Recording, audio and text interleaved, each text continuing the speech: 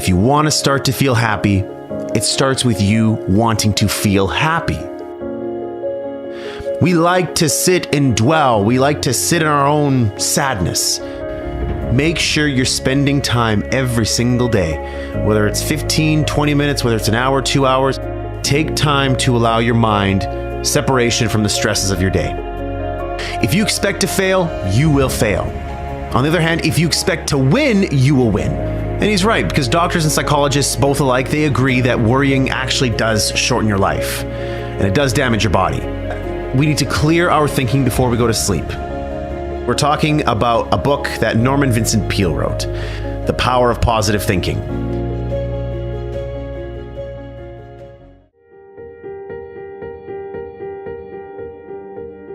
Let's kick this off with golden nugget number 1, creating your own inner happiness. That you are responsible for your own happiness. Because unhappiness is usually the byproduct of you thinking sad thoughts, you having these negative feelings, you having resentment towards others, and just having an overall crappy outlook on life. So if you think those things, what do you think is going to happen? You have to force yourself to not think those negative thoughts.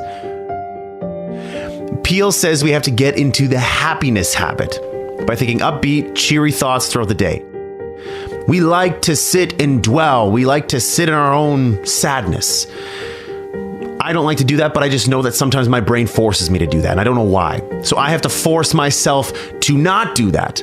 I have to put on upbeat music. I have to go do something productive. I have to get in the gym. I have to go hang around friends that are going to make me laugh. And it's tough. At first, it doesn't feel right. It feels like you're forcing it because you are forcing it.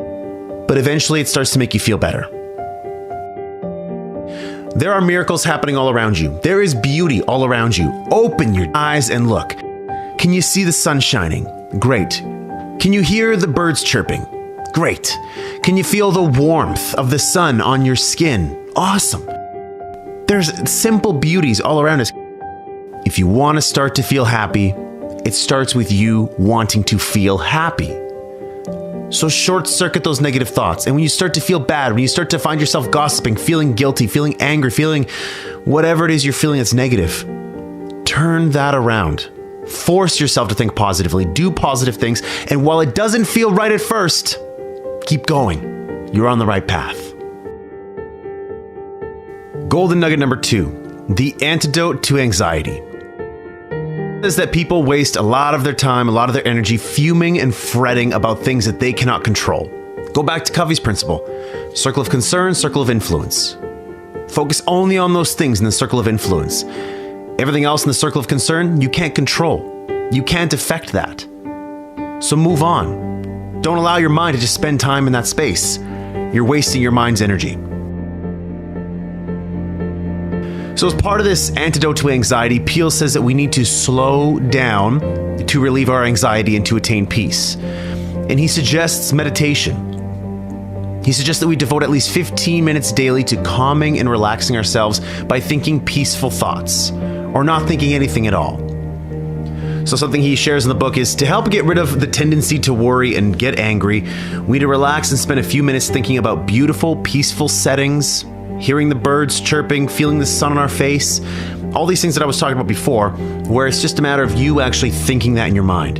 Wherever you are, if you're at work, if you're in your house, it doesn't matter, or close your eyes and open your mind to maybe a place where you were on vacation before. And go there for 15 minutes.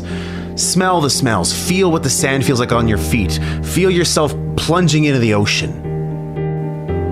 So the antidote to anxiety, it's all about clearing your mind. However you choose to do that, make sure you're spending time every single day, whether it's 15, 20 minutes, whether it's an hour, 2 hours, if you're working out at the gym, whether you're doing yoga, whether you're going to cycling class, whatever, take time to allow your mind separation from the stresses of your day.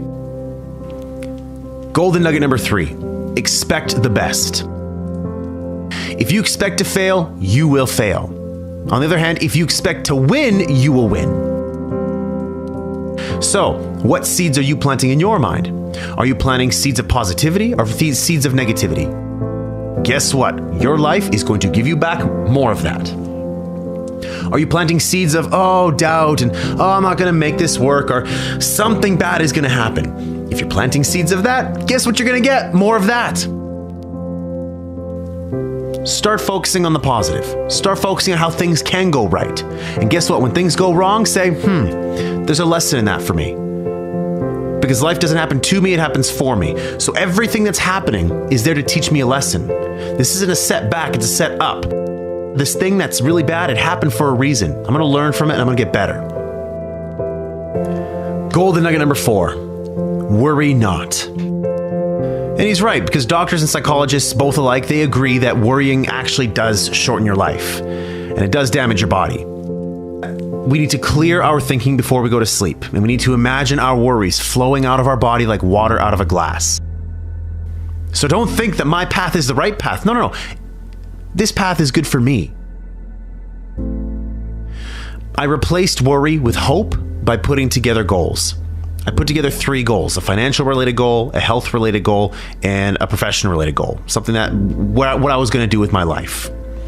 And back in the day when I was going through those stresses, I was worrying a lot. I was having a tough time sleeping. I was having chest pains. My heart was palpitating all the time. And I really just could not get, a high level of satisfaction in life. And, if you were saying on a scale of 1 to 8, Ryan, again, 9s and 10s are reserved for very special times in our lives that seldom happen. I was sitting at a 4 consistently, where I would wake up and I'd all of a sudden feel the stresses of the day. I would pass between 3 and 4 all the time. So what I did was to replace that worry, that anxiety, that fear. I built myself a plan that gave me hope, goals that gave me hope, something that got me excited, something that I wanted to work towards, something I wanted to achieve because I knew that if I did, it would get me out of this mess and my life would be better as a result. Golden nugget number 5, problem solving. I had problems that I needed solutions to. I had desires, I had wants, I had dreams, I had goals that I needed a solution to. The Crap Show was a solution. Create Your 8 was a solution. But what I did need to do was take myself out of the busyness of the day and allow my mind to sort of free up and look for inspiration all around me. And know that whatever solution I'm looking for, it's going to come to me. And this is where in this golden nugget in the book where Peele talks about, problem solving, he gives us 10 problem solving techniques, which many of them I believe with. The first one, believe that for every problem there is a solution. So yes, believe that your problem can be solved. Yes, it's hard. Yes, it's difficult. Yes, you don't have a solution right now, but there is a solution. And oftentimes there's more than one. 2, try to maintain your serenity as you address a problem. So don't feel anxious. Don't try to get angry and say, I'm not getting this. I don't understand. No. You need to be calm. You need to be hopeful that there's going to be a solution to this problem. Number 3, don't try to force an answer. Don't try to say oh my God, I need an answer by Saturday at noon. If I don't get it by Saturday at noon, then it's too late. Sometimes you can't force it. Life often happens for you. And so you just need time for that to reveal itself to you. Number 4, gather all relevant information. Pretty simple. Do as much research as possible. Number 5, write down all facts about the situation. Again, get understanding for the problem, what's going on. You need to get clarity on the problem so you can get clear on what solutions you need to solve it. Number 6, spend time praying about the issue you are confronting. Listen, if you're praying about it, that's fine. If you're not praying about it, maybe you're thinking about it. Always make time to think about it. When you're walking in nature, yes, take time to think in nature and allow your mind to flow.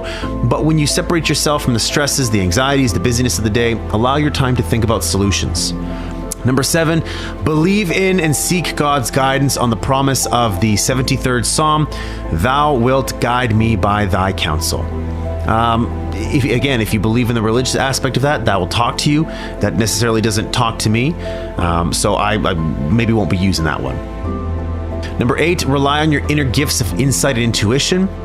There's things that we believe we should do, and then there's things that we know we should be doing. So you got to listen to yourself, and it takes time. It does take time. It takes patience. It takes some maturity for you to realize what you're great at. And sometimes you're doing something just to make a living, just because it's my job, it's my career, it's what I believe I'm great at. But you have other gifts within you that maybe you're not exploring yet, that you should be. Number 9, attend religious services where you can and listen peacefully and let your subconscious work on the problem. Again, you can go to church or you can just go for walks. I love going for walks, period. I'll put music on my ears and allow myself to think. Pretty simple. Number 10, the answer that develops in your mind or comes to pass is the right answer. So I just allowed the thoughts that came in my mind. Whenever I had a thought, an inspired thought, I wrote it down on my phone. Pulled up my phone, opened up the notepad, and just wrote it down. At the end of the day, I would think about it, ponder on it, say, you know what, this idea is something I want to go further into and dig deeper into that. That's exactly how this show happened. That's exactly how Create Your 8 happened. It's exactly how you're going to find solutions to your problems. Last but not least, golden nugget number 6, how to handle heartache. Now, everybody at some point in their life experiences heartache, and it's tough. And so Peel says that for us to get over heartache, we need to resist the heartache by staying busy. So if you're getting a divorce from your husband or your wife, if you just broke up with your girlfriend or your boyfriend, if you just lost a loved one, if a loved one passed away, a friend, a family member, doesn't matter who it is. He says that in order for you to get through it, you need to stay busy. You need to return to your normal activities as soon as possible after a loss or a defeat. And you need to resist the temptation to brood and feel sorry for yourself. I got to get back to work. I got to get back to my goals, get back in the gym, get back to eating right, get back to hanging out with my friends, my family, listening to the music that I was listening to. We have to return to life. But sometimes we just have to be sad and we have to work our way through it. But the key here is to not allow your mind to dwell on it for too long. That's not handling heartache. That's allowing heartache to take control of you and to win.